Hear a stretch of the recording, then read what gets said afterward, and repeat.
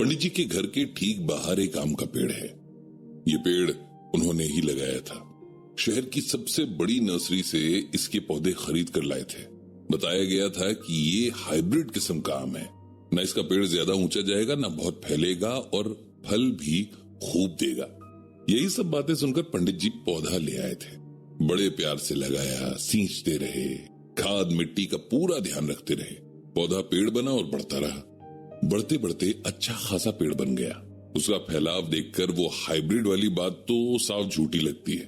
और फल भी अपनी मर्जी से देता है, कभी 1 साल बाद तो कभी 2 साल बाद। सरला जी मजाक में कहती हैं कि इसका नाम मनमौजी रख देना चाहिए। जब तक पंडित जी ने गीता ज्ञान को गहराई से अपने मन में उतारा नहीं था, तब तक जब भी वो इस पेड़ को देखते, उस नर्सरी को कोसते। लेकिन जब से उन्हें गीता ज्ञान की रोशनी मिली है, उनकी आंखों ने चीजों को देखने का ढंग ही बदल दिया है। अब उन्हें पता है कि दुनिया में कुछ भी उनकी एक्सपेक्टेशंस के हिसाब से नहीं होगा। हर किसी के अपने कर्म और उनसे बना भाग्य है। सब कुछ उसी हिसाब से होगा। अब वे सोचते हैं कि काश ये समझ पहले होती तो जिंदगी में कितने दुखों से बचा जा सकता था, और कितनों को ही दुख देने से भी। उन्हें वो दिन याद आ गए जब उन्हें गीता ज्ञान के बारे में न तो कुछ पता था, न जानने की दिलचस्पी ही थी। उनके कॉलेज के दिन थे। घर की फाइनेंशियल कंडीशन कुछ खास अच्छी नहीं थी। घर वाले पढ़ा पा रहे थे, यही बहुत था। बाकी चीजें जैसे घूमना फिरना, फैशन ट्रेंड में चल रहे कपड़े खरीद कर पहनना या दूसरे शौक पालना, ये सब उनके लिए सपनों की बातें थी, क्योंकि इसमें पैसा लगता है जो सिर्फ कॉलेज और बुक्स के लिए ही उन्हें मिलता था। तब बहुत सारे कॉलेज जाने वाले बच्चों की तरह पंडित जी ने भी छोटी क्लासेस के बच्चों को ट्यूशन पढ़ाने की सोची, ताकि थोड़ी बहुत पॉकेट मनी मिल जाए। उन दिनों ट्यूशन फी भी सैलरीज की तरह बहुत कम हुआ करती थी। थोड़ा आस पड़ोस का लिहाज भी करना पड़ता था। इसीलिए ट्यूशन कभी डिस्काउंट तो कभी उधारी पर ही चलता था। फिर भी ट्यूशन में मिले चिल्लर से 2-4 छोटी छोटी खुशियां तो मिल ही जाती थी।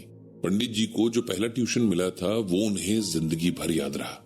बच्चे का नाम था अमन और वो 5th क्लास में पढ़ता था। रिच फैमिली बैकग्राउंड से होने के कारण अमन हर चीज को ग्रांटेड लेता था। उसके पेरेंट्स ने उसके लिए किसी चीज की कोई कमी नहीं की थी। वो जो मांगता उसे मिल जाता। लेकिन वो लोग ये भूल गए थे कि जिंदगी में सब कुछ वो अमन के लिए नहीं ला सकते। कुछ कामों में उसे खुद भी मेहनत करनी पड़ेगी। पढ़ाई भी उन्हीं में से एक थी।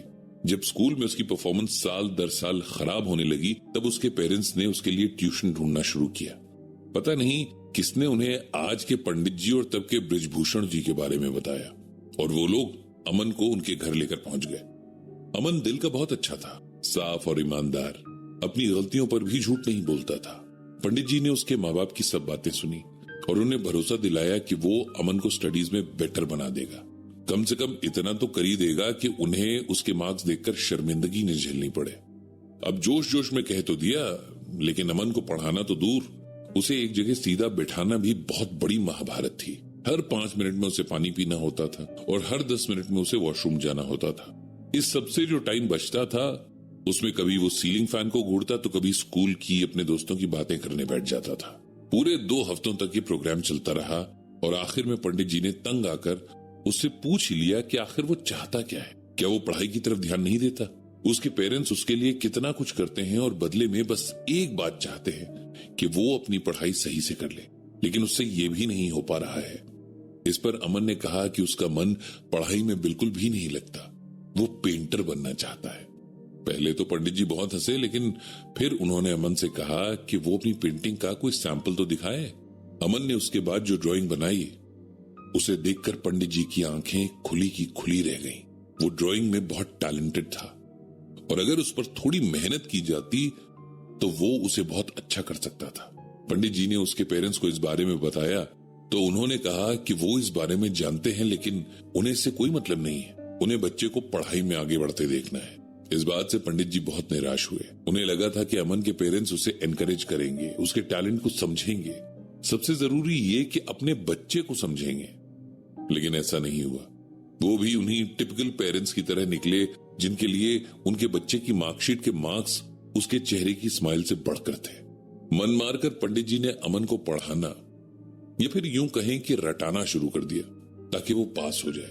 तब पंडित जी भी खुद पढ़ ही रहे थे। इतनी समझ नहीं थी कि अमन को उसके पैशन के लिए एनकरेज करते। और फिर इकलौता ट्यूशन छिन जाने का डर भी था। बड़े बेमन से पढ़ते हुए अमन ने वो क्लास पास कर ली थी, लेकिन फिर उसने आगे से ट्यूशन के लिए मना कर दिया। पंडित जी के कॉलेज का वो आखिरी साल था, इसीलिए उन्होंने भी इस बात से कोई टेंशन नहीं ली। जिंदगी अपनी रफ्तार से आगे बढ़ती गई। बहुत साल बाद उन्हें किसी से पता चला कि अमन स्कूल भी पास नहीं कर पाया और उसके फादर ने उसके लिए एक दुकान खुलवा दी। एक बच्चा जो बहुत बड़ा आर्टिस्ट बन सकता था, अपने पैशन को खुलकर जी सकता था और सबसे बढ़कर खुश रह सकता था, उसे आज मजबूरी में वो काम करना पड़ रहा था जिसके लिए वो बना ही नहीं था। ऐसे ही जाने कितने टैलेंट रोज दम तोड़ते हैं, कभी किसी और की एक्सपेक्टेशंस के तले कुचले जाते हैं तो कभी हालात के आगे हार जाते हैं। ये सब सोचते हुए पंडित जी को श्रीमद् भागवत गीता का ये श्लोक याद आ गया था। न बुद्धि भेदम जनयेद ज्ञानाम कर्मम संगिनाम जोशियेत सर्व कर्माणि विद्वान युक्तः समाचरन। इस श्लोक में भगवान श्री कृष्ण अर्जुन से कहते हैं कि हे अर्जुन, ज्ञानी इंसान को चाहिए कि जो लोग कर्मों के बारे में अच्छे से नहीं जानते हैं उनके लिए एग्जाम्पल सेट करे और सब कर्मों को अच्छी प्रकार करते हुए औरों से भी वैसे ही कराए। सिंपल वर्ड्स में कहें तो इंसान के जीवन में कंपटीशन का दौर है, यहाँ सब आगे निकलना चाहते हैं। ऐसे में होता यह है कि कुछ चतुर लोग अपना काम तो पूरा कर लेते हैं, लेकिन अपने साथ के मनुष्य को उसी काम को टालने के लिए एनकरेज करते हैं या फिर काम के प्रति उनके मन में लापरवाही का भाव भर देते हैं। श्रेष्ठ मनुष्य वही होता है जो अपने काम से दूसरों के लिए प्रेरणा का स्रोत बनता है। उसी मनुष्य का भविष्य सबसे ज्यादा उज्जवल भी होता है। अगर आपके आसपास कोई इंसान दूसरों से हटकर कुछ करना चाहता है और उसके अंदर ऐसा कुछ करने का टैलेंट भी है, तब उसे जरूर एनकरेज करना चाहिए।